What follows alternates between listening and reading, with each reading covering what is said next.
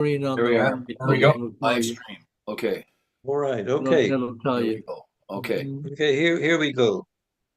All Yet right. better So, thus, and known to be contemned, than still contemned and flattered. To be worst, the lowest and most dejected thing of fortune stands still in esperance, lives not in fear. The lamentable change is from the best. The worst returns to laughter.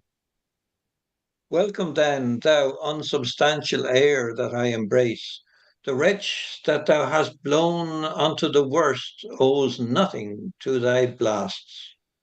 But who comes here? My father, poorly eyed. World, world, O world, but that thy strange mutations make us hate thee. Life would not yield to age. Oh, my good Lord, I've been your tenant and your father's tenant these fourscore years. away, get thee away, good friend, be gone. Thy comforts can do me no good at all. Thee they may hurt. You cannot see your way. I have no way, and therefore want no eyes. I stumbled when I saw. Full ought 'tis seen. Our means secure us, and our mere defects prove our commodities. Oh, dear son Edgar, the food of thy abused father's wrath. Might I but live to see thee in my touch, I'd say I had eyes again. How now? Who's there? O gods, who is't can say I am at the worst? I am worse than ere I was. Tis poor mad Tom. And worse I may be yet. The worst is not so long as we can say 'tis the worst. Fellow, where goest? Is it a beggar man? Madman and beggar too. He has some reason, else he would not beg. I, the last night's storm I saw a fellow, I such a fellow saw. It made me think a man a worm. My son then came into my mind, and yet my mind was then scarce friends with him. I've heard more since. As flies to wanton boys we are to the gods. They kill us for their sport. How should this be? Bad is the trade that must play fool to sorrow, angering itself and others. Bless thee, master. Is that the naked fellow? Aye, my lord. Then prithee get thee gone. For my sake thou wilt overtake us since a mile or twain. I had the way towards Dover. Do it for ancient love, and bring some covering for this naked soul who I'll entreat to lead me. Alack, sir, he is mad. 'Tis the time's plague, when madmen lead the blind. Do as I bid thee, or rather do thy pleasure above the rest. Be gone. I'll bring him the best peril that I have. Come on that, what will. Sirrah, naked fellow. Poor Tom's a cold. I cannot daub it further. Come here, fellow. Come hither, fellow. And yet I must. Bless thy sweet eyes, they bleed. Knowest thou the way to Dover? Both stile and gate, horseway and footpath. Poor Tom hath been scared out of his good wits. Bless thee, good man's son, from the foul fiend. 5 fiends have been in poor Tom at once. An Obidicut of lusts, Obididicence, prince of darkness, Mahu of stealing, Modo of murder, Liberty Gibbet of mocking and mowing, who since possesses chambermaids and waiting women. So bless thee, master. Here, take this purse, thou whom the bay heaven's plagues have humbled to all strokes. That I am wretched makes thee the happier. Heavens, deal so still?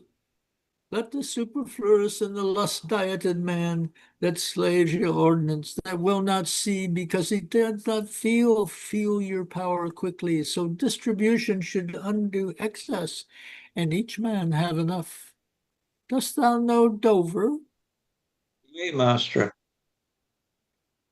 There is a cliff, whose high and bending head looks fearfully in the confined deep. Bring me to the very brink of it, and I'll repair the misery thou dost bear. There's something rich about me. From that place I shall no leading need. Give me thy arm. Poor Tom shall lead thee.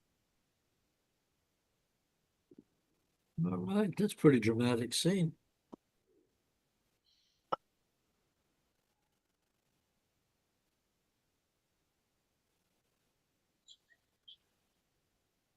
Okay. Well, let us go over this. So just a quick plot synopsis leading up to this. Okay, so they've all been out on the heath, Lear, Kent, and Fool, Mm-hmm. and then and I just want you to correct me if I'm wrong here because I'm just doing a quick look over. And while they're out there, they're in some kind of shack or someplace that's not very nice.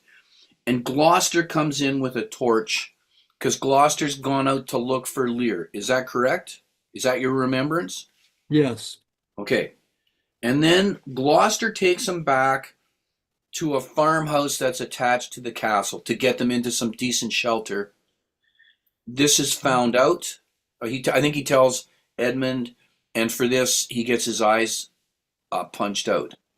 Right, So but he's already sent Lear and Kent on their way to Dover. right, okay, thank you. That yeah, okay, that's important. But that's why he knows poor Tom of Bedlam, because he's seen him already when he's brought the group in from the horrible storm into the farmhouse adjacent to the castle.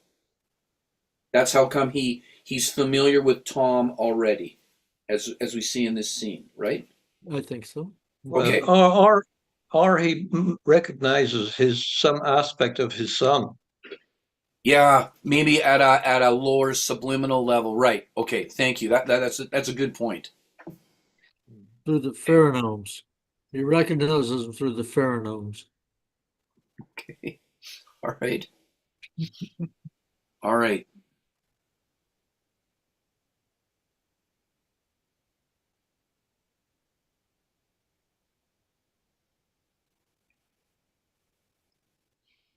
So An that idea, Dave, of what this act, or rather this scene, is about. What's it there for? um, well, it's a. I mean, for me, it's a couple things. It is the beginning of a reconciliation between father and son. Gloucester, not knowing that Tom is really Edgar, says, "I frigged up. You know, I misjudged Edgar, which is what Edgar needs to know." And I think the other thing is something, and it's something we talked about in the last scene, in that, like, no matter how crappy things are, there always seems to be some sort of light of human goodness, and that is the old man who has been the tenant of Gloucester, and Gloucester's father risks a lot to go help Gloucester.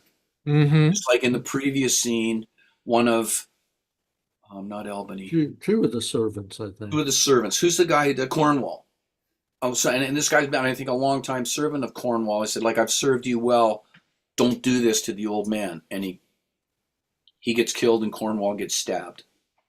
Mm-hmm. Right. So By another servant. right. But there are these sort of flashes of decency and goodness Mm-hmm. that we get injected here, even when times are seem to be at Uh-huh. their worst. You know.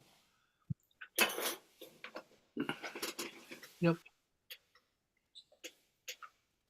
We often talk about, like, the mystery of evil, but maybe we need to talk more about the mystery of goodness, because there's nothing in it for these guys. In fact, one guy gets killed in the previous scene. Well, except to be good. Right. That's exactly it. Goodness is its own reward. Right. Evil is its own punishment. Right. But it's hard to tell from a surface viewpoint either of those situations. I mean, I mean, are we not all totally shocked at what is going on, at how many institutions and people that we thought had some integrity turn out to not have integrity? Right. And yet, when I believe the story is when the head of the CDC, right? It was the head of the CDC who got fired. There were employees who came out at some risk and applauded her as she was leaving the building. This wouldn't help their careers under present administration. Yeah. Yeah. And So it, that's they are parallels to the old servant helping poor yeah, Gloucester. in a way, in a way, right? Yeah. Could anybody put this first sentence into English for me, please? Yet better thus, and known to be contemned, than still contemned and flattered. Mm-hmm. I have a note on that in my edition. It says the general meaning is it is better to know that one is despised than for one to be really despised and at the same time be treated with false flattery, which conceals the truth. Right. Right. Yeah. Yeah, you could tell that to Trump, couldn't you? Yes, that's exactly what I was thinking of, Des. Yeah, That's yeah, that's what I exactly what I got was thinking of. when I read it. Yeah, Yep. yeah. Yeah, it works quite well in the contemporary situation. Huh. Because this is the whole thing. I mean, personally, I think a certain party in high position is living in a fool's paradise, Yes. and that actually, he has surface obedience from many. But I mean, there are all kinds of groups, nationally and internationally, who are out to trip the boy up. Right. Let's hope. So when we talk about evil and goodness, but you think of Trump as, oh, sorry. Never mind. Complete your sentence. Are people who are evil, how did you say, Duncan? Goodness is its own reward and evil, Goodness is its own reward, and but- evil is its own punishment.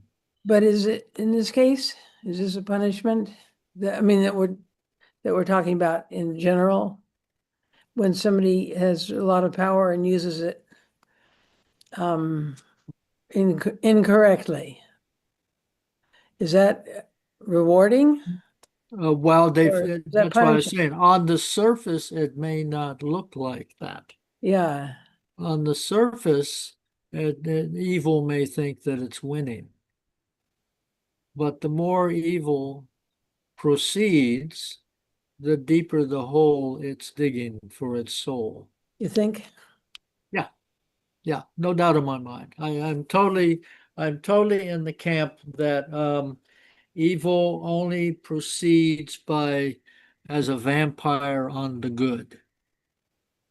And if it is gets to the point where it has totally conquered the good, it collapses on its own. It has no merits on its own.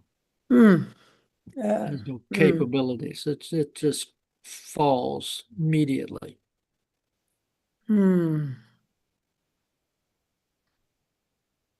Well, and okay, so my argument is essentially this. My argument is if you look at the people that a certain person has surrounded himself with, and you look at their utter incompetence and lack of character,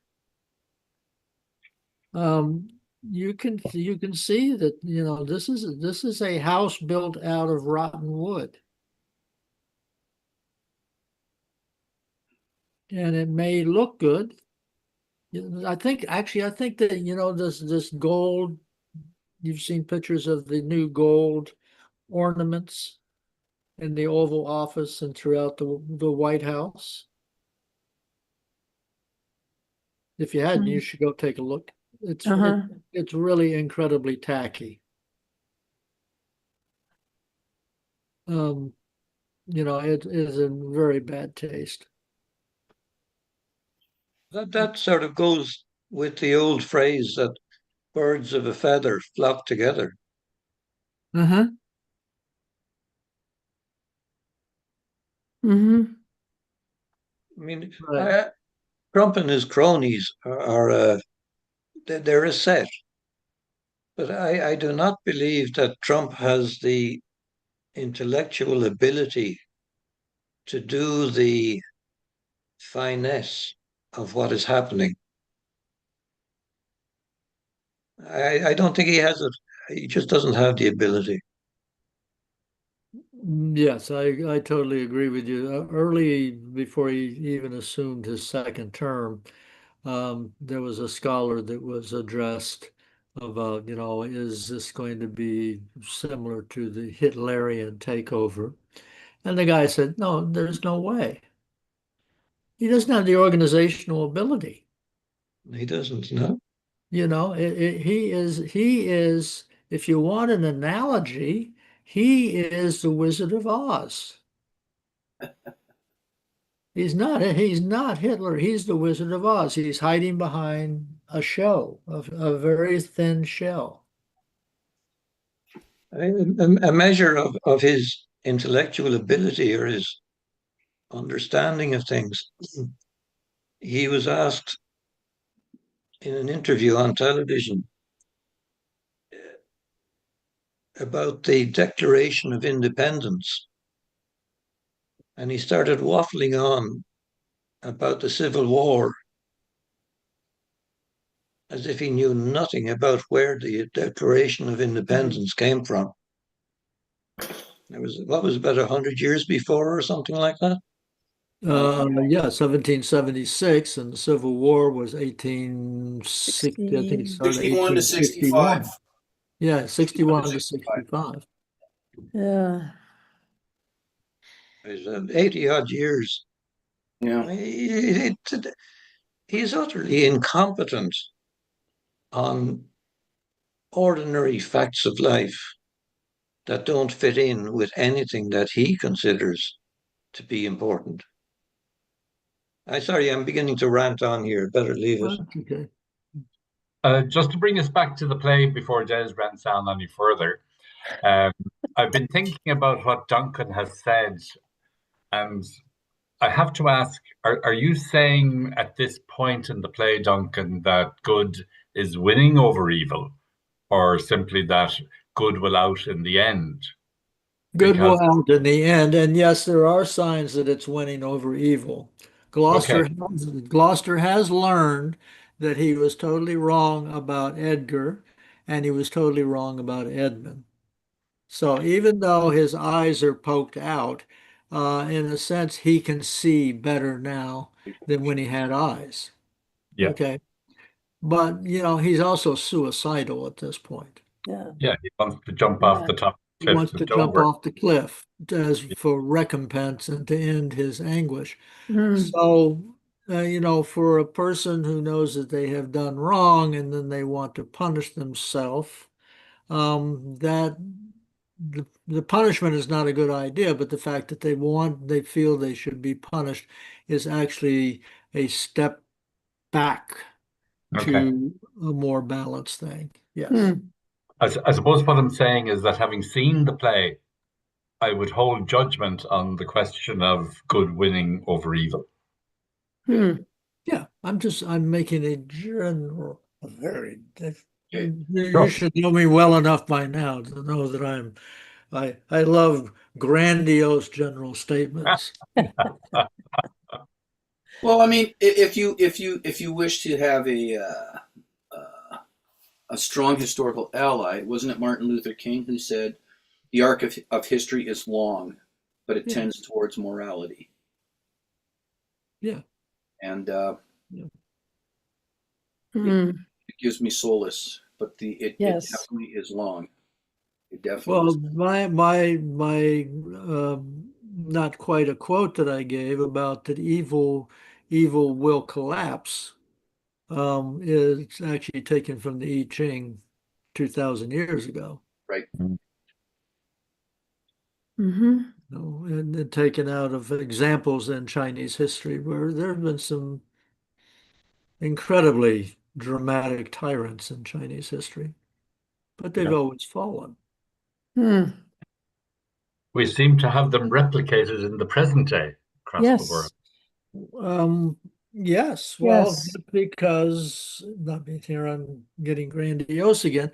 That's because in order for us to learn the lessons, we're a new generation. Mm.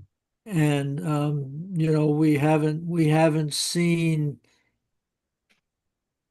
this is probably a misstatement, but I'll say it anyway. We haven't seen evil to this degree Yeah, I think that's fair comment. in the last, since World War II. We haven't seen evil to this degree. Mm. And Um, this is the whole Dantean thing, that every generation, every person will be tested and will get a chance to show how they use their free will. Yeah. mm, That's very A, much a a, Christian tenet also, isn't it? Say again? Very much a Christian tenet, the idea of having free will and the option of doing good or evil, but it's up mm-hmm. to the individual to make the Yes. choice. Yeah. Mhm. Mhm. Yeah. Well, Yeah. this I a find more, that sorry. this is very hopeful. It's interesting. We think history repeats itself, but it does in literature also.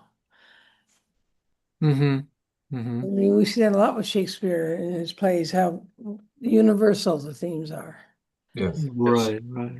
Well, the typical quip is history does not repeat itself, but it does rhyme, Rhymes. That's right. which to Uh-huh. me is a cute way of saying there is a sporadic nature to history. Uh-huh. That we don't exactly repeat things, but that we go up to another level Mm-hmm. and similar type things happen and similar solutions happen, et Mm-hmm. cetera, et cetera. Joe Biden used to take that line from Seamus Heaney about from the Cure of Troy about hope and history rhyming. Aha. Huh. Yeah. A sort of a modern approach Yeah. would have been what Einstein was on about. And he brought it right down to his formula, E equals mc squared, which really means that there's a balance in life. If something switches one way, it will balance back the other way, no matter what. You cannot not form a balance. Hmm. Hmm. I I thought agree. It's, that it's it was sorry. I thought what you said there, Des, is interesting because just on the news yesterday, there was this discussion about the amount of plastics in the ocean. hmm But apparently, the ocean is fighting back because it wraps all of these pieces of plastic and seaweed and ejects them onto the beach. So, just your question of balance struck me very much so by that, that maybe there's hope for us despite Yeah. ourselves. Well, but or it could just always be imbalance, never be a balance. Yeah. Yeah, well, I life mean, is life is an imbalance Yeah. that's trying to balance itself. Yeah. you were talking of Christianity there earlier. I mean, the man himself said that there it will be wars and rumors of wars, really Mm. nasty stuff, and that the was it the poor are always with you. Correct. But there's always this gap between rich and poor, between one and the other. There's always, at the extreme, there is balance, although it might not seem at any way along the line. Yeah. Just an overall view will show the balance. But I mean, that doesn't mean that Trump's going to disappear in 4 years. Oh, And the Yeah, recuperation will be long and hard. Oh boy. well, it depends upon how he goes out. I mean, personally, I don't think the man has 4 years. No, I'm not no, concerned. no, he hasn't. No. In regard to Trump, I'm not concerned. He's either, and this of course is a prediction, and I could be very wrong. He's either incapacitated or he's dead. Okay, politically, he's over before 2028. He's just over. Now, there are lots of questions, because, will JD Vance, be his replacement? Personally, I don't think so. I don't think that JD Vance has the public thing. But let me just stick with Donald Trump will not be elected president in 2028. I'm willing to bet money on it. but the problem, Constitution or Significant no amount of money. constitution. Huh? the problem is the damage that he's done to the reputation of the US in Yes, the which will take a long time, I think, to balance and yes, correct. take a Okay. long time, yeah. Two And examples. okay, yeah, Japan and Germany at the end of World War II. yes, Okay. In the Japanese case, which I know better than the German case, in the Japanese case, the Japanese were well on their way to recovery by 1965. But that's yeah, 20 years. And by 1979, America was wondering whether Japan was going to become stronger than the United States. Now, that didn't happen. They had a horrendous economic collapse in the early 90s. Okay. Okay, so there's one example. Then the German example, the Germans actually did, despite the fact that Germany was divided, the German nation did very well economically and it was considered until the last 10 years the chief economic engine of all of Western Europe. certainly of the EU. Mhm. Yeah, yeah. And if you look at pictures of Berlin and Dresden and other major German cities at the end of World War II, they were literally destroyed. Yeah, So, one more example because I like it. My son and I went to Hiroshima in 2014. I was really glad that I went to Hiroshima. Before I went to Hiroshima, Hiroshima was nothing in my mind but a horror show. Mhm. We went, we had a grand time. We spent, I think, 4 days in Hiroshima. We went to the atomic, memorial and all that sort of stuff. But we also discovered that it was a very youthful, energetic, lively city that was full of hope. Hmm. Mm-hmm. Good. Good to hear. But Yeah. but there's that rebuilding. It doesn't, I mean, you're saying actually these were rebuilt pretty quickly. It doesn't take a long Well, a time. rebuild, yeah, it was other than the parts that were not rebuilt were deliberately not rebuilt in order to have the memorial. Right. Right. So it does take time and it takes, somebody has to It takes organize it and know what they're doing and do it correctly. And there's a lot to be put back together already here. Yeah, well, we don't like to face this fact, but the fact of the matter is that when something horrendous happens to a culture, war and destruction, or in the current U.S. case, we have really a lot of destruction to our basic institutions, and a lot of our institutions have shown themselves to be very hollow. Uh, Mhm. uh, and one could make the argument that this allows the opportunity to rebuild better. It Mhm. also provides the opportunity for China and Russia and Korea to establish a new axis, Yes, Mhm. yes. which will Mhm. do more than counterbalance the US. I mean, US was always the leader. And this is what I fear about Trump and his legacy, if you can call it that the balance of power will have shifted to China, who, will treat the US as a sort of second-rate country as a result of Trump and all the stuff that he does. Trump has saved Certainly, China. yeah, certainly with Trump's treatment of India, Yeah, India and China will really take an awful lot Mhm. to bypass. Mhm. they've been pushed together as a result of this. Yeah. Yep.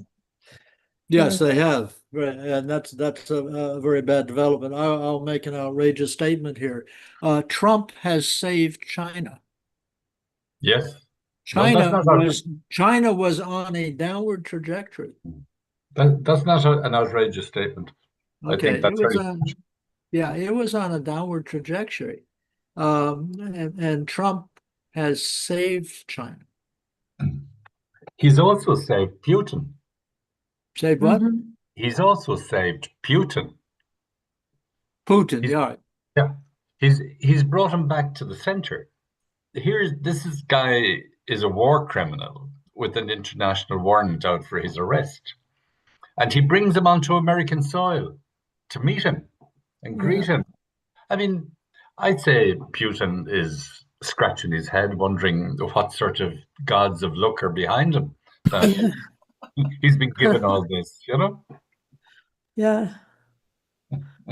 That's Yep. right. All right. Yeah. So there Anyway, we go. We've had a we've long dipped exposition on the first two sentences of Act 4, Scene 1. you started Yet this, better, Des, I'm afraid. yet So better it's thus and known to be contemned than still contemned and flattered. Uh-huh. the rest is very interesting because it's from my point of comfort, it looks like rationalizing a bad situation into which he's been thrust. I don't actually believe what he's saying to be true, but what else is he going to say? The You mean lowest and most Hillary? dejected thing of fortune stands in hope, Esperance, lives not in fear, because it Mhm. can't get any worse. Right. Thanks. The lamentable change is from the best. The worst returns to laughter. So if you're up top, the change is that you're at the top of fortune's wheel and you're on your way down. Whereas he's saying the worst is on his way up. Well, maybe returns to laughter. I don't know if you could talk many gazans into this, but anyway, okay. Welcome then the unsubstantial air that I embrace. The wretch that thou hast blown unto the worst owes nothing to thy blast, right? You can't do anything to me because I'm already about as low as you can go. And then he discovers that he's wrong. My father poor, but who comes here? My father poorly led. World, oh world, but that thy strange mutations made us make us hate thee. Life would not yield to age. So in fact, it gets what he's thinking it can't get any worse, and then it just does, because his dad gets led in blind. Mm-hmm. I don't I know. love that I don't know what the phrase. rest of you think of that speech. It, I love the phrase insubstantial or unsubstantial air. Shakespeare uses Unsubstantial that labor. in many of his plays. And I just wonder what it actually yeah, means. it's good. It What, kind of what, just is, went by me. You're right. You're right. what is unsubstantial air as opposed to substantial air? Well, that was on the spirit level. Okay, yeah. Well, let me give you an example of unsubstantial air. So we generally think of the air as weak. An even more classic example of weakness is water. And yet, both wind and water can transform anything. Yeah, they're powerful. They They're are. very powerful because they are persistent and they can grow, they can gather in strength. That's the point. They can gather strength. Yeah, the to bring in the I Ching again, I forget which one it is, like hexagram 4 called waiting. It says the winds of change are coming. There is nothing to do. The clouds are starting to gather. There is nothing to do but wait. Mm. Yes. So once you realize that the arc of history is long and it's going in a certain direction, then the whole thing becomes, what do you do while waiting until the wind or the water or whatever influence haven't become strong enough to really make a difference? Well, the I Ching says, well, you eat and you sleep and you prepare yourself. That you don't wear yourself out with premature efforts. You don't wear yourself out with useless worry. Mm. True. So, Sorry, go ahead. okay, well, since I'm obviously on a Chinese thing, there are two Chinese culture heroes or cultural figures, and and both of these heroes have to do with the problem of water. Northern China has always had a problem with water, particularly on the Yellow River, because it can be very dry for long periods of time, and then it can rain and it can flood. So the one cultural figure, I'm sorry I do not have the names, decided that the thing to do was to build dams. Mm. Okay. The other cultural figure said basically, no, no, you don't build dams. You provide a path for the water to go so it does the least damage while it is going out to the ocean. The story is that the culture figure who built dams that worked until a certain point when the floods became so strong that they knocked down the dams and destroyed everything in its path. Whereas the other cultural figure who urged this creating of waterways, that stands the test of time. You look at what the Romans did with their aqueducts. They diverted water not as a protection, but as a help to growth and farming. Right. Right. But then the Chinese were probably doing this thousands of years before. Yeah, these two cultural I keep on saying heroes, but obviously the damn guy was not a hero. He Mm. was setting up a catastrophe. But yeah, these are old stories, very old stories. These are some of the earliest cultural figures in Chinese culture. And they do Uh-huh. have names, and I'm ashamed of myself that I don't remember the names, but it's been a long time since I've studied that stuff. So Duncan, that Yellow River, is that the Three Gorges River? it's a good question. And I don't know the answer to that. I thought the Yellow River was the Yangtze River. Yes. It's the biggest river that goes through northern, it That's Yeah. goes right. through northern Yeah, Right, China. yeah. it's the same river with two different names? Well, an English name and Oh, Okay, I Yeah, didn't know they that. actually Huang Po, Huh. Huang Po, the Yellow Emperor is actually, Huh. has the Huang means yellow. And Yang is kind of close to Huang. Oh, huh. So that's how that works. Yeah, and one of the most famous historical theories in China was that the need of the Chinese people to figure out how to control the Yellow River or the Yangtze River is what forced uh, China to develop a central government. Huh. If it hadn't been for that, so the story goes, that it would have remained in kingdoms. There would Huh. have been various kingdoms, but that the water problems forced it to become a large central government. I think the Yalu River. Des, here you go. Um, it's the Three Gorges Dam is on. I just put it in the chat. It's on the Yangtze River, but I believe the Yalu River is different. Yalu. That goes through, it has something to do with Korea, I think. Yes, it forms the border. Okay, it's the border. Forms the border. So I think the Yangtze and Yalu are different rivers, but the your Three Gorges there as the insertion in the chat says, Des, is Yangtze. The third longest river in Eurasia, Is that the Yangtze or Yalu? the Yangtze. It Yangtze. rises in Tibet on the Tibetan Okay, plateau right. Okay, right. and eventually ends up in the direction of the eastern China Sea. Right. Mhm. Yeah. Okay.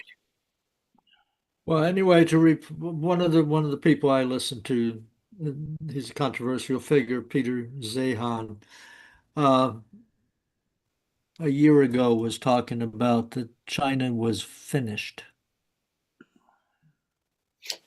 That it was not going to become a major world power, that it was in big trouble, and that its economic strength would, from the American point of view, probably go largely to Mexico. But he's changed his tune since then. That's why I say that in a certain sense, Trump has saved China. Xi, who's a very bad leader and very much the old tyrant, the classic Chinese tyrant, was really messing up the economy of China and surrounding himself with some of the worst people. But that Trump has, in a sense, saved Xi, because when the Europeans became alarmed at what was going on, they actually started looking for ways to cooperate with China, particularly in the area of electric cars and solar panels. Mhm. Mhm. And so there's Zehan himself is not talking nearly as much as he was. Now he's talking about almost like a resurgence of the position of China. So that's why I make the outrageous statement that, in a certain sense, that Trump has saved China. So anyway, Back where we started. Okay. So then the Gloucester, like so he tells the old guy, "Get out of here, buddy." Gloucester tells the old guy, "Get out of here. I'm finished. You're just going to mhm, endanger yourself." mhm, And the old man says, "You cannot see your way." And then Gloucester says, "I have no way, and therefore want no eyes. I mhm, stumbled when I saw. mhm, Oft has seen our means secure us, and our mere defects prove our commodities. O dear son Edgar, the food of thy abused father's wrath, might I but live to see thee in my touch, I'd say I Mhm. had eyes again." Those are powerful lines. Those are Mhm. well written lines. Yeah. Yep. You know? Yeah. Great image. Oh, it is like Shakespeare, throws in everything but the kitchen sink here. Like he talking about the blindness, talking about wanting to get together with his son. And if I saw you, it would be like I could see again because I didn't really see before.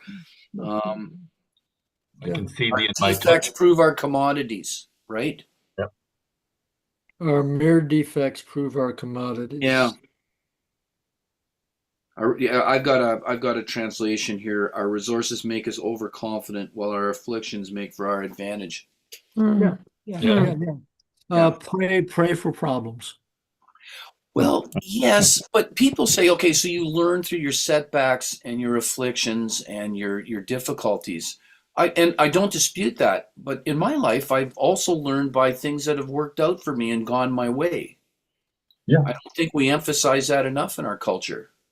Um, I mean, success can bring problems. It can make you very arrogant, and it can make you ignore other people. But in other things, like if things are working and you're, I don't know how to put it, but you're kind of rationally assessing why things are working, that could be very good. I mean, you meet too many misfortunes in life, and they just bring you down. They Yes. kill you.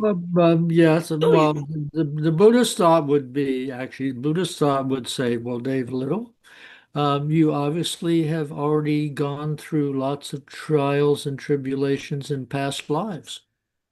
And that's why, even though you have a lot more resources than the average person, Right. you are making good use of them and you have retained your compassion and your ability to help others. Okay, maybe that's it. It's funny that you say that, and I hope I'm not off topic here because we're talking about a misfortune, but I actually fear reincarnation. I hope that they're wrong about reincarnation because I've had such a good life now and so many things have happened to me that to balance things out, I'm going to get a really shitty life Yeah. next time, you know?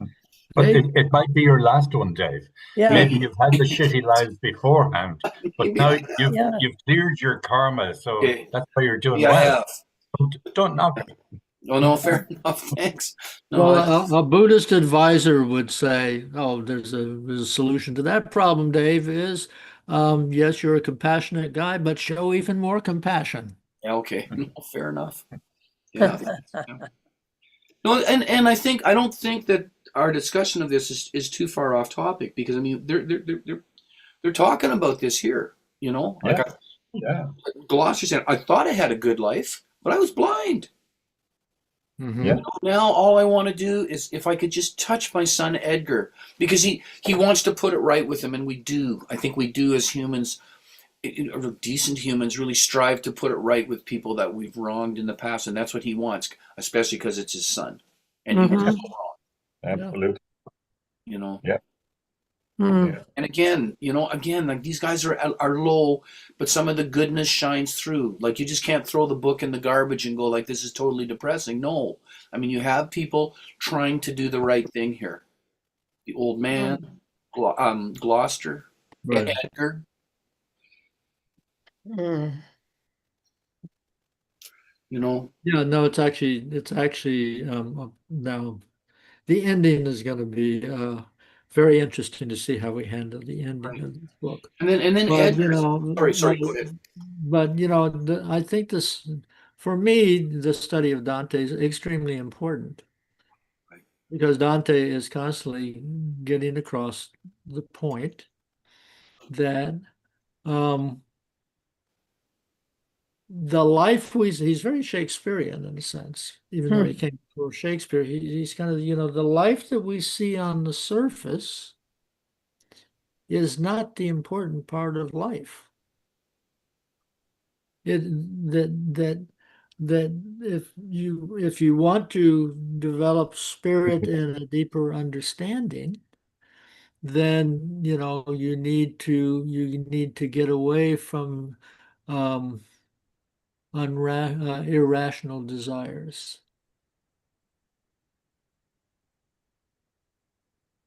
All the people in the inferno are people who have, it's not, their problem is not that they have desires, but they have irrational desires. Right, and I'm part of the Dante group too, and the other three of you, if you'd like to join us, it's a really good bunch on Wednesdays. But there's the plug out of the way.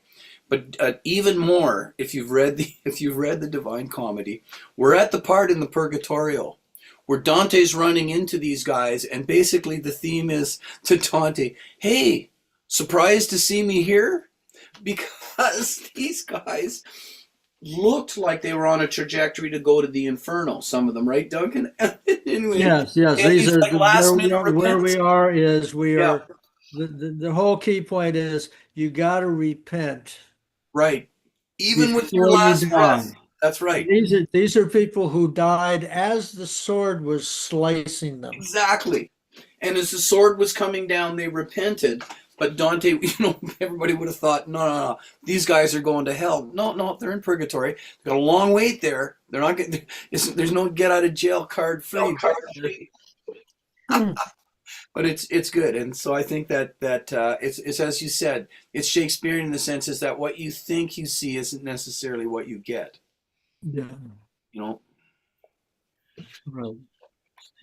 Well, I say right. I mean, I'm saying right because you're agreeing with me. So here we are, and so then Edgar says, "Oh gods, who is it can say I'm at the worst?" Because he's just said, I'm as Just low that as he's already been at the worst, and then he sees his dad who's blind, and his dad is suffering because he's wronged his son, who is Edgar. He's going, I am worse than I ever was. And worse I may be yet, the worse is not so long as we can say, this is the worst. Wow.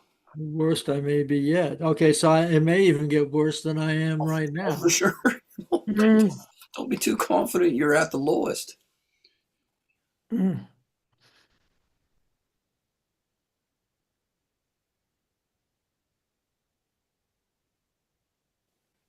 And I think that's very effective of Shakespeare to do that.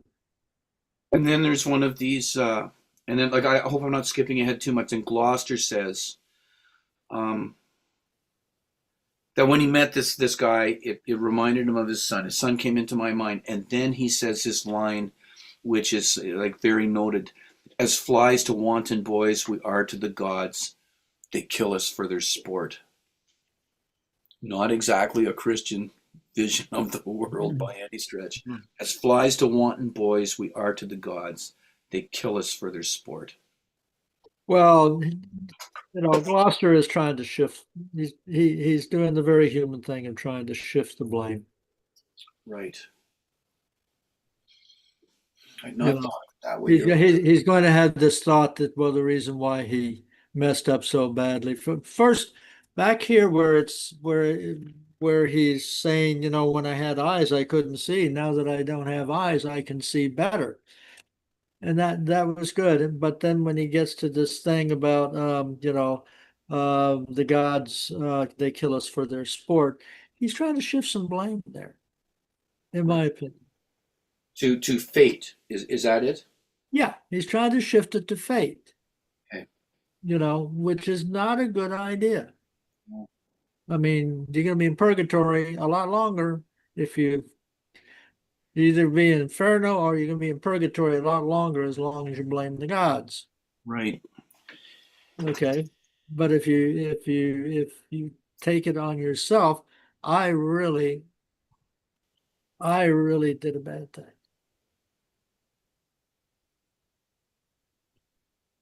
You know, um, But okay. So let's without sort of contradicting what you're saying, can you make a case for the fact that fate does play a role? Because we do stupid things in life. We've all done stupid things in life, and we're here, the five of us, because we've survived. I had a student who got too close to a waterfall and he died. He got swept over and he died. And so how come he got killed and the stupid things I've done in my life I've walked away from? I cannot explain why. And I think we're all there. We've all done really dumb things that we recovered from, but this kid didn't. He did a stupid thing, getting too close to the waterfall, ignored the sign, and he was gone. It finished him. And how many decades ago did this happen? Well, be three anyway now, 3 decades. Okay. And you remember it very clearly. because I really liked the kid. And Mm. probably everybody who this particular boy ever touched in his life knows it very clearly. Yep. All right. Now, I can be accused of rationalizing at this Oh, go particular ahead. Go point, ahead. but one would have to wonder, it's not unreasonable for one to at least ask the question, how many lives have been saved since then? Yeah, maybe, but he still died. But he still died. But this is, now we're going back to yesterday's conversation about Job. Right. And as a quick summary of the conversation about Job, then the Job story, Job puts up with a lot, but he finally decides to complain to God about the suffering he's done. And God comes and says, come on, give me a break. I created you. I created the world you live in. How can you criticize me for this? Okay. So, I mean, there is a certain degree to where I will go along with the Christian idea of the ways of God, or ways of who we call God, are very mysterious. Right. And if in that calculation, I don't know if that boy died to save 10 other people or 20 other people, and I don't even, I'm not qualified to make the judgment that it would have been better for him not to die. Yeah. So I will have to defer to the ancient cop out of it's a mystery. Right. And soldiers must feel this too. Oh, yeah. Soldiers must feel this very acutely. There are two guys standing together. One guy gets hit by a sniper and the other guy walks away. So, like, how come him, not me? So I think that I guess I just come back to my point that fate does play a role. I take your point that Gloucester's trying to shift the blame. I wonder if he's legitimate in asking, like, okay, why did it go so hard for me and my kid? And it's just the way the world works. Sometimes life cuts you a lot of slack, and it has in my case. Sometimes it can be very unforgiving. I will resort to a personal example. I think I've mentioned before. I have one brother. My brother was born a year and a week after I was born. Same mother and father, Right. same thing. My brother had Down syndrome. Right. Right. Okay, well, I can assure you, um, I have spent a fair amount of time in my life wondering why. I agree. What's the difference there? Agreed. And I've gone through many, many explanations and all that, and I really have to just ultimately end up of well, one, I don't know, and two, it is what it is. It was what it was. Right. And just like I said before, if you're worried about reincarnation, be a little more compassionate. Right. Spend a little bit more time, in meditation and in spiritual studies, Right. you know. So that's where I'm at in this sort of thing. For now, I mean, I have no pretense. I'm a long way from. Correct. No, it's good. It's good. And I mean, I just guess I would finish off by saying, like, all five of us are here as old people because life has cut us some slack along the way. And maybe that's Gloucester's point. Why didn't life cut me some slack in this instance? And I mean, I can't answer it. I don't think the question's answerable. But here we are. I have a ahead. somewhat different way of looking at things from you guys. It has developed over quite some time, but and I don't mean in any way to denigrate your own approach. But if and try and get this into a very short few words. I'm far better at writing things out than I am at speaking them. So anyway, if I look at creation, the universe as we know it, Mm-hmm. and we know that it is expanding to some extent. But if I go backwards in time, I find what they call the Big Bang, which even now is disputed. Mm-hmm. And I also have this firm belief that where in Christianity we're told that God or that man is made in the image of God. But I feel that God is made in the image of man. Mm-hmm. Okay. We think it up. And if I go back again to the Big Bang and I wonder what was before it,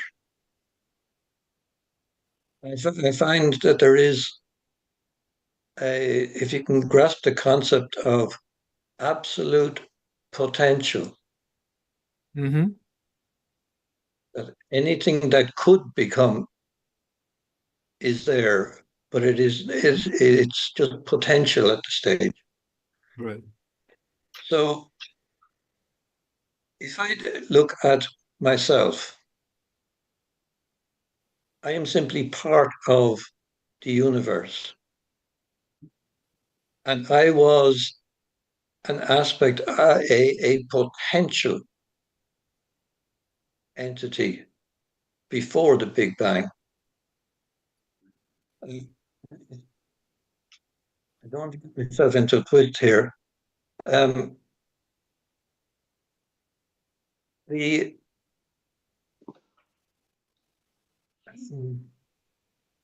the ancient Hindu approach, in the Vedas, the old Sanskrit writings, Mm-hmm. they are very much on a what has become known as reincarnation or some such. But it really is the same thing, that it is the potential that I am. When I die, it's as if I return to potential. Mm-hmm. Whether I'm individual or not, it is potential. Mm-hmm. So I can become um, incarnate, if you like. And their concept of time is very, very different to ours. We're looking at a universe of some, 15 billion years old, 13, 15 billion years, something like that. Mm-hmm. But their concept of time would, they all talk of Brahma and the life of Brahma Mm-hmm. and hours, days, weeks, months, years. But trying to put that um, into terminology that we can understand or not understand, they will have a time cycle, beginning and an end. And at the end, it starts a new cycle. Mm-hmm. Mm-hmm. And it is what we have in our own approach of evolution. It is a growth on a spiral. You were talking about it yourselves earlier on, that something happens and then it happens again and something else happens later on. Mhm. It's the same thing repeating itself. Now, what's his name? Giordano Bruno was very much into this concept. Right. But the time span that the Vedas speak of would put a life of Brahma at around 311 trillion years. Mm-hmm. And this is broken up into various different sections and different proportions and recycled time and again. And it's too complicated for here, but the current time span they have for planet Earth would be about 40,000 years. And that we are somewhere near half that, halfway through that. Now, there are various different beliefs that have evolved and corrupted through time as regards this recycling thing. And one of them would be what we would call reincarnation. And that cycle of time varies from someone who dies, they can be reincarnated in weeks, centuries, millennia. Uh, and there is nobody who can explain this to me that I have ever met from those who study the Vedas. And I think I'm getting away from what we were talking about here to some extent. I'm just blown off. But No, this is actually very, very, I don't think we're getting away from it. Um, that and it's directly related to, in a in a way, directly related to what is on these pages in front of us. And that, any of the great writers, in my opinion, they were writing to us as human beings and hoping to share some of what they learned. So we are widening the field, as it were. But this is the whole thing. When we talk about things like reincarnation and all this sort of thing, the real question that has to be asked is, how big are we? So I'll use Dave. He said he was worried about reincarnation. So my question would have to be, well, Dave, um, how big are you? Are we talking about the Dave that is in this particular body at this particular time in history be reincarnated? Or are we talking a more, cosmic Dave? Okay. My own personal thing is, it's personal again. I exist. This here is temporary. This flesh, but that there is one little part which we all share in, which I go along with the Chan Buddhist thing, also known as Zen, that we all have, there's one mind of awareness. And at our deepest essence, we're the same mind. We are this awareness that is being reflected in different bodies and personalities at this particular time.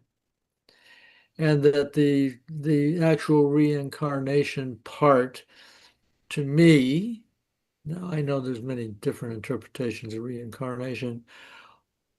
My chemistry, my molecules, all of this stuff will be recycled,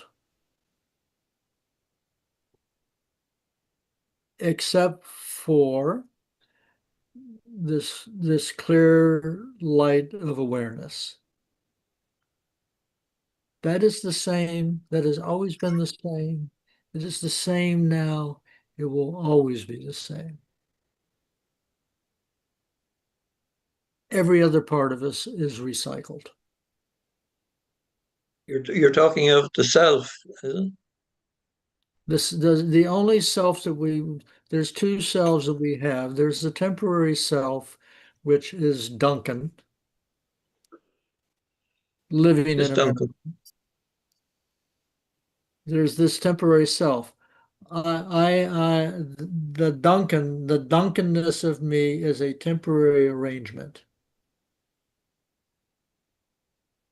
Okay. But within Duncan, there is um, an awareness at a very deep level. It's a nonverbal awareness. It's awareness beyond time and space. Earlier on, you were talking, and Dave was talking about fate. Now, where would fate come into the two Duncans?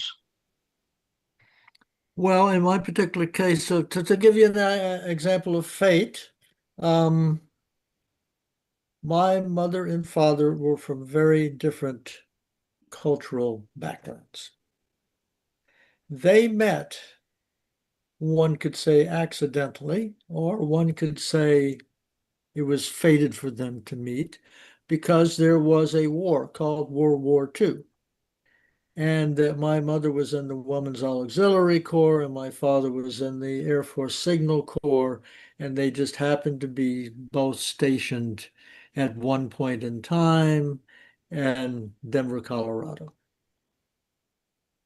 And they were on a blind date. They weren't even each other's dates. But there was something that attracted them to each other. And they married. If, does fate then equate to purpose? No. No, Fate, was there a fate to purpose me, that led them to each other? I don't think so. Okay. That's my own personal opinion. I don't think so. I think it was conditions.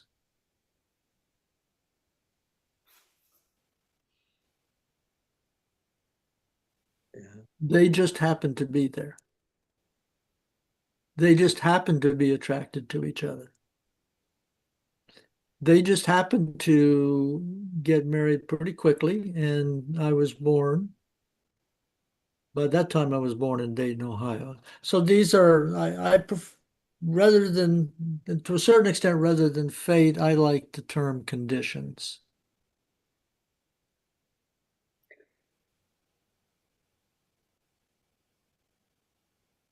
We'll have to have another chat about this, Duncan. Well, if there's interest in here, yes. I mean, this is something, there's a lot here. There is I a mean, lot here. And I personally think that, Shakespeare was able to be Shakespeare because he somehow shared in a very deep philosophy that he could see things that very few playwrights could see. And was able to assume, he was able to imagine different types of characters and how they interacted with each other. From what we know of him, he's a very mysterious character, you know. And I look at my shelf, I've got, all these books, Shakespeare's plays. It's amazing. but that is wandering. That is wandering afield. I'll summarize what I have to say by saying that the things that we call fate, I prefer to call conditions. The things that we call a soul, I prefer to say that this is a clear light of awareness, and we all share the same clear light. Well, then, is there a soul without awareness? To me, the word soul is problematic.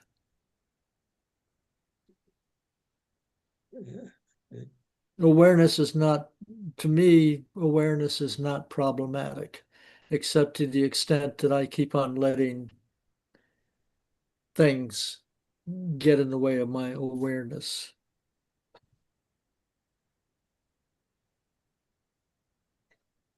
Yes, we'd better leave it there. Yeah, it's probably We unanswerable. we want others to come back next week. Oh, I think this has been very good, and Yeah. I'll just kind of circle it back Mm-hmm. to the scene, and with an emphasis in saying the word circle that I don't think we've been off topic, and just say I think it is a testament to the power of this scene and to how Shakespeare is taking us down to a really kind of Mhm. elemental level in this scene, that we've had the kind of discussion we've had, because this is Mhm. probably, of the discussions we've had on this play, has been where we've kind of dug the deepest, if I could put it Mhm. that way. And I think that that's due to the brilliance of this scene. So it's 3 pages in my Mhm. book. I think it's three, maybe four. No, three, four pages in my book, or three and a half. Mhm. And we've got about a little more than halfway through the scene. And Mhm. that's not because we've been off topic. It's because we've been engaging it fairly directly and giving it the attention that it deserves. I agree. Yeah, in the scene, Edgar meets his father. He's feeling pretty rotten, very miserable, and he meets his father, who's in an even worse condition. Mm-hmm. At the end, Shakespeare brings this to the cliff, whose high and bending head looks fearfully in the confined deep. He's he's bringing. He's been talking about life Mm-hmm. and the misery that these guys have descended to, Mm-hmm. where any change brings laughter because it is an improvement. But he's also talking about death at the end in this cliff where You're Gloucester wants talking to go about and jump off. Where Gloucester Yeah. is saying, there is a cliff whose high and bending head looks fearfully. Yeah. So he's, This, yeah, Gloucester at the end is asking Edgar, who he thinks is poor Tom, to take him to this cliff so he can commit suicide. And it is a very, very Shakespearean scene. It really is. you know, Yeah, I think that what makes Shakespeare Shakespeare is that he is able to convincingly paint situations that human beings such as ourselves are put in. And that this forces us to think at a much deeper level than usual. you know, That's his genius, in my opinion. you know.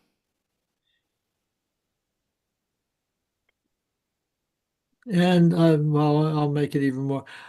Shakespeare is a midwife. Mhm. He's kind of a spiritual midwife.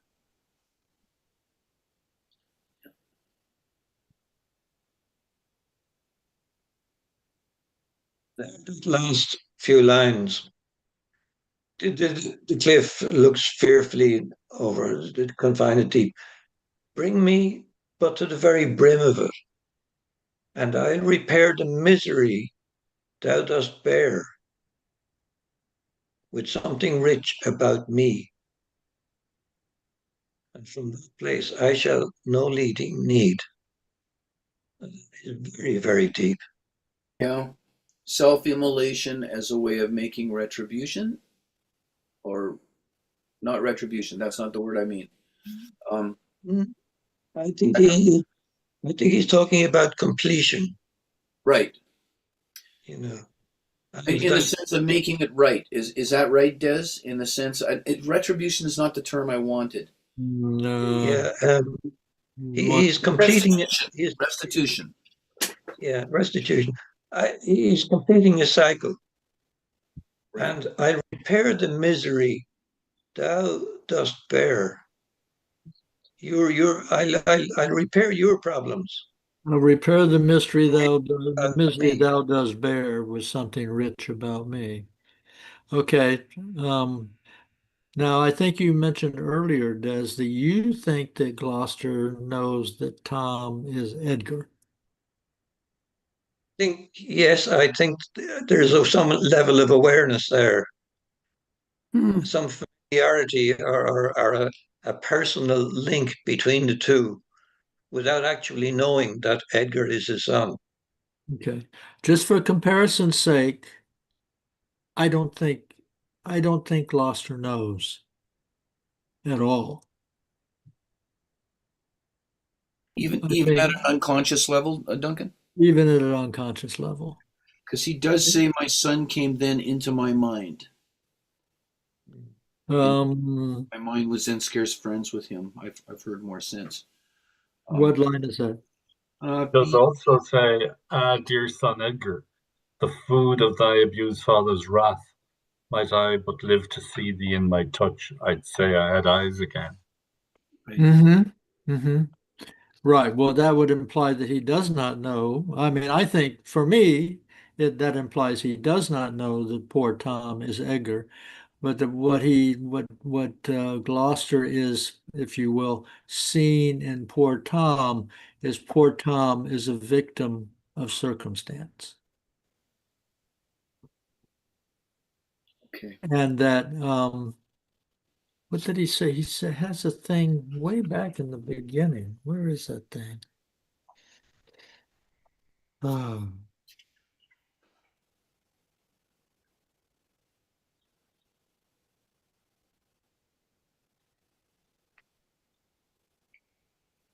I think that Gloucester is sympathizing with poor Tom because he realizes that we are all to a certain extent victims of circumstance.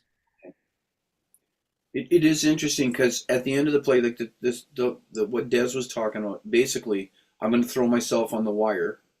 But before I do, would you mind bringing some clothes for this poor guy? Hmm. You know, preoccupied as he is with his own suffering, he still says, "Would you mind bringing some clothes for this guy?" I mean, there's this brilliant spark of light to me. Oh, And you're talking there's about further in the play No, when no, they not further in the play. Just line. Okay, where are we now? Hang on. there's a goodness in his heart. There is line 43. And, oh, and is that the naked fellow? Aye, yeah, my lord. and bring some covering for this naked soul, which Get thee away. Right. So Gloucester is learning compassion. he is. He's not the coarse fellow that we saw at the beginning of the play. True. Um, Yeah, so and actually, ironically, if he was this fellow, if he was in this temperament at the beginning of the play, this wouldn't have happened. Hmm. He wouldn't have been so brutal to Edmund. I mean, Edmund, to a certain extent, one could say Edmund is Edmund because Gloucester treated him like a bastard. right. Oh, yeah. but he gave him revenge on that with like 1,000% interest. Do you know what I mean? Like Edmund paid Gloucester back far more than Gloucester deserved for his coarseness towards him. Like Gloucester, he really put it to Gloucester. He More than did really put it, he really did put it to Gloucester, but it wouldn't have happened at all if Gloucester correct. had not, You're right. You're right. had not treated Edmund the way he did.